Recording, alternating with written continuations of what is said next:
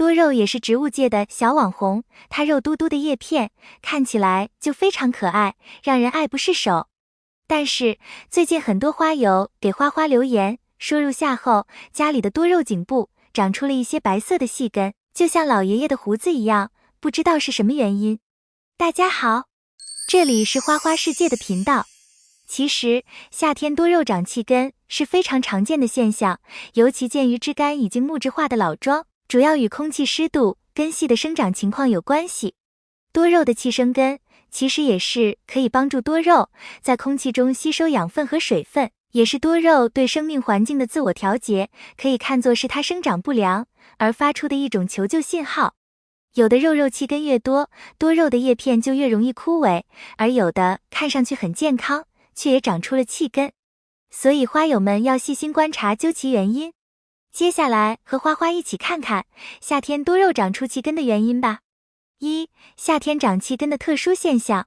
相信肉友们大都有过这样的经历，忽然某一天发现原来长势非常好的多肉植物，突然茎干上长出了很多气根，而且要么底层枯叶的速度非常快，要么整株多肉都越来越萎蔫。通常这种情况在夏天发生的比较多，而且出现这种现象的多肉植物，基本不是断水很多天，就是刚浇水没多久。当肉出现这种情况的时候，大家就一定需要当心了，因为这很可能是肉到了极度缺水的时候拉响的危险警报。虽然对于像燕日辉、玉吊钟等不少品种来说，夏天长气根是正常现象，但是其他的多肉植物如果本来十分正常，然后突然就长了气根，同时长势也越来越不好的话，那十之八九就是缺水了，可能是单纯的缺水，而更可能的是根系出了问题导致的缺水。如果是多肉植物单纯缺水导致的气根，那非常好办，直接浇透水就可以了。这样过一小段时间，肉的叶片会重回饱满，再正常生长一段时间，气根也就非常自然的消失了。但是如果浇完水之后，肉的叶片一点反应都没有，依旧是越来越萎靡，那问题就比较麻烦了，因为很有可能是它的根系出了问题，要么是烂根了，要么根系干枯了，这样只能另辟蹊径，从茎干处再长新根来自救了。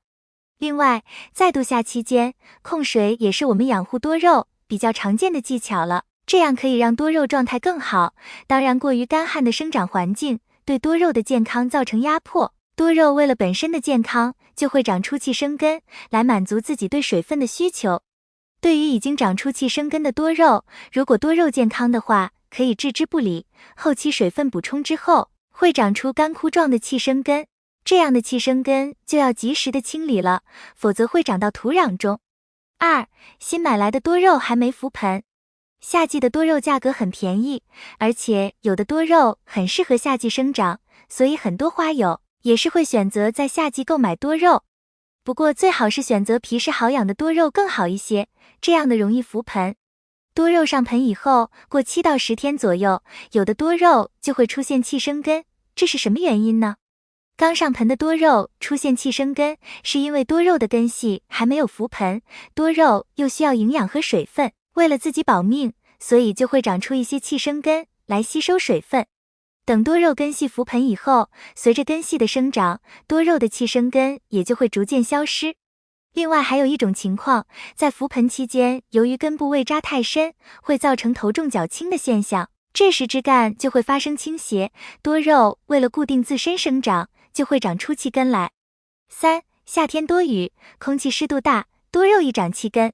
夏季的时候雨水比较多，空气中有很多的水分，如果自家的多肉处于水分不足的状态下，那么为了更好的储存水分，就会长出气根，从空气中吸收水分，这样仅仅因为生长的本能，对植物没有什么威胁，就是有点影响美观，是可以不用理会的。此外，如果夏天遇到连续的阴雨天，导致盆土过于湿润，肉的根系就会呼吸不畅，长期下去它也会长出气根，从空气中呼吸。所以这个时候要加强通风，避免根部黑腐化水。土壤不透气，多肉长气根。家里的多肉如果长时间不换土，特别是那些1-2年以上没换过土，很容易造成土壤板结，不管是浇水还是施肥，根系都吸收不了，加上夏天空气比较湿润，它就会冒出气根，从空气中吸收水分和养分。所以养多肉最好趁着春秋季节给多肉换土，一般1年换一次，生长速度慢的1-2年换一次就行。土壤可以掺点珍珠岩、煤渣或河沙，增加透水透气性，避免土壤出现板结。另外，多肉长3-5年后会慢慢进入老龄化时期，茎干从下往上逐渐木质化，慢慢变成老桩的同时，根系吸收和传输水分的能力开始下降，此时就会在茎干冒出气根，从而在空气中吸收水分。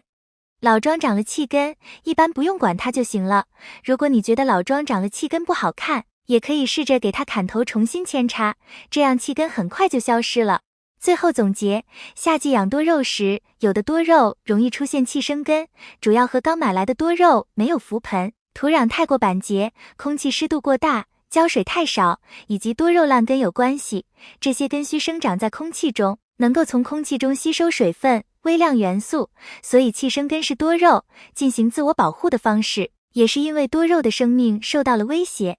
遇到这样的情况，可不能置之不理，我们需要仔细检查多肉。相信大家通过以上内容，对多肉气生根也有所了解了。今天要分享的内容到这里就结束了。分享的内容如果有错误和疏漏，还请批评指摘。多肉夏天养护，你还有什么烦恼？欢迎在评论区留言。如果你喜欢花花的内容，请点赞、关注、转发给更多人看到。感谢你的观看，感谢粉丝一直以来的喜欢和支持。我们下期见。